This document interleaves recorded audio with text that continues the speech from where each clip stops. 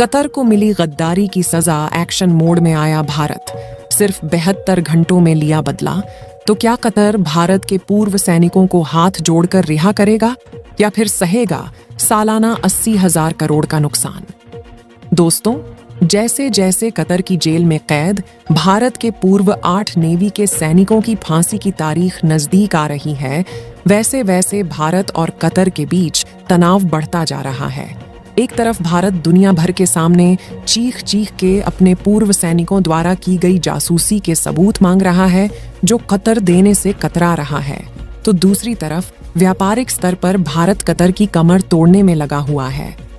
भारत ने कतर को अल्टीमेटम देते हुए कहा कि अगर हमारे नागरिकों से कोई गुनाह हुआ है तो उसके सबूत दिखाओ या फिर उन्हें रिहा करो, लेकिन बिना सबूत दिखाए बेकसूरों को सूली पर चढ़ाया तो हम आपको कहीं का नहीं छोड़ेंगे।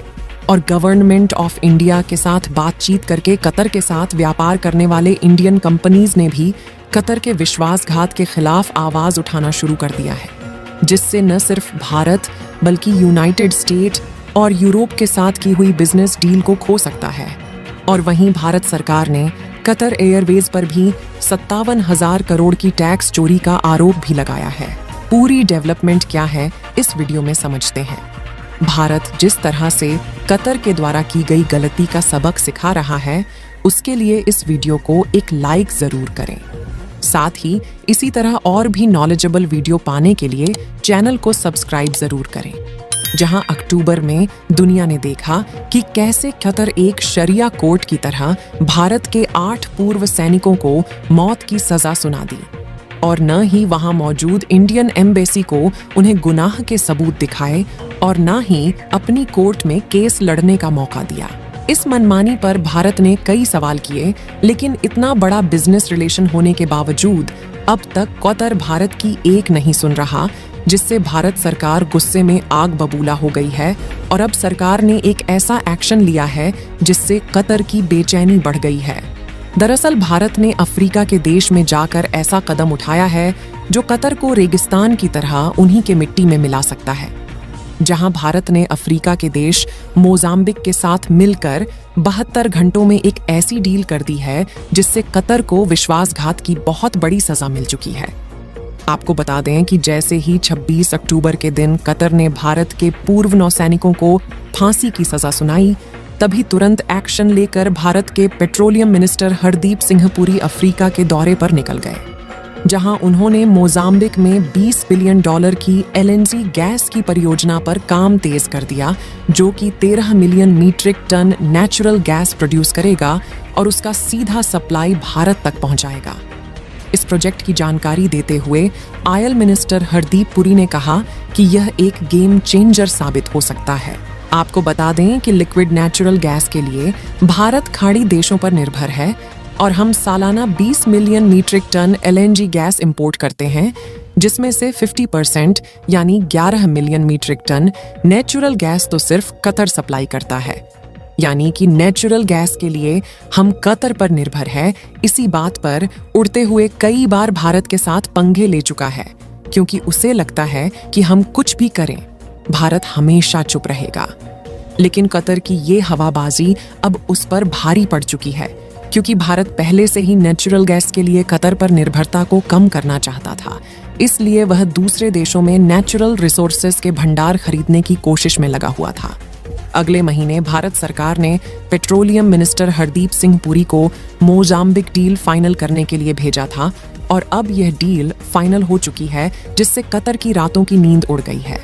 क्योंकि अगर मोजाम्बिक भारत की नेचुरल गैस की डिमांड पूरी कर देगा तो रातों रात कतर की अर्थव्यवस्था लड़खड़ा जाएगी और कतर जल्द ही मिट्टी में मिल जाएगा, क्योंकि कतर हर साल भारत को $7.5 बिलियन यानी करीब 7,000 करोड़ रुपए का पेट्रोलियम गैस सप्लाई करता है।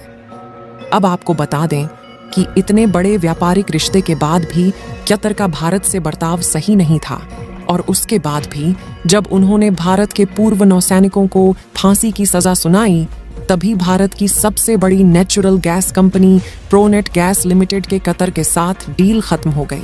यहाँ तक कि कतर की हवा टाइट करने के लिए एक और देश ने भारत के साथ में हाथ मिला लिया है, और यह देश भारत को अब न सिर्फ पेट्रोल, डीजल और गैस के अल्टरनेटिव को बनाने की टेक्नोलॉजी देगा, बल्कि गोल्ड जैसे कुछ इंपॉर्टेंट एलिमेंट्स भारत को सीधे तौर पर ऑफर किए जा रहे हैं। हालांकि इस देश के साथ भारत के पिछले कुछ विवाद रहे हैं, लेकिन यह देश भारत के साथ पुरानी सभी दिक्कतों को खत्म करने के साथ आगे बढ़ना चाहता है। दोस्तों, हम बात कर रहे हैं ब्राजील की, जिसके लिए आज भारत दुनिया का 5वां सबसे बड़ा ट्रेडिंग पार्टनर है।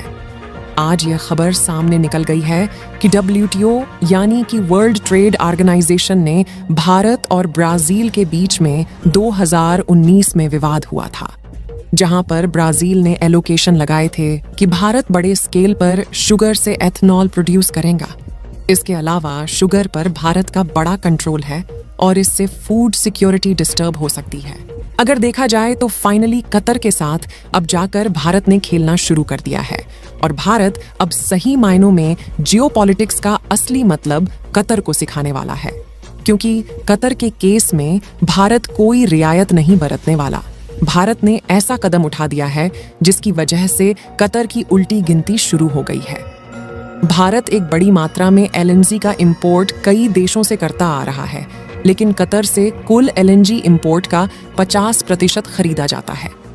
इस बड़े LNG इंपोर्ट की वजह से कतर ने भारत के बीच करीबन $11 बिलियन का ट्रेड बैलेंस खड़ा हो चुका है और इसमें भी कतर का पलड़ा भारी है। लेकिन भारत ने इस पलड़े को अपनी ओर झुकाने के लिए एक ऐतिहासिक कदम उठा दिया है। भारत की पेट्रोनेट LNG की सबसे बड़ी इंपोर्टर है और भारतीय कंपनी कतर से 7.5 मिलियन मीट्रिक टन LNG हर साल खरीदती है। आपको बता दें कि जब तक भारतीय नेवी ऑफिसर को कतर ने किसी तरह की सजा नहीं सुनाई थी, तब तक पेट्रोनेट का plan 1 million metric ton LNG और खरीदने का था। लेकिन पेट्रोनेट अब इस डील के अंतर्गत किसी भी एडिशनल खरीद के साथ आगे नहीं बढ़ना चाहती। अगर ब्राजील और भारत की बात की जाए तो इस छोटे से इंसिडेंट की वजह से दोनों देशों के बीच में थोड़ी सी कहासुनी हुई थी, लेकिन इन सब चीजों को पूरी तरीके से खत्म किया जा रहा है, जहां पर ब्राजील ने ऑफिशियल अनाउंसमेंट कर दी है कि वह भारत को फ्लेक्स फ्यूल और एथनॉल प्रोड्यूस करने वाली सभी टेक्नोलॉजी ट्रांसफर करने जा रहा है।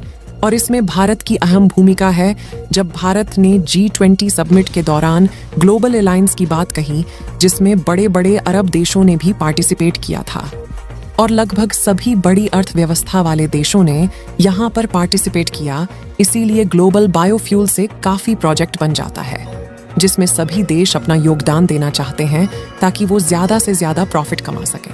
आपको बता दें कि भारत सरकार कतर में फंसे 8 भारतीय ऑफिसरों को बचाने के ऊपर काम कर रही है और हम आपको यकीन दिलाते हैं कि जल्द ये भारतीय ऑफिसर भारत लौटने वाले हैं। बाकी आपको क्या लगता है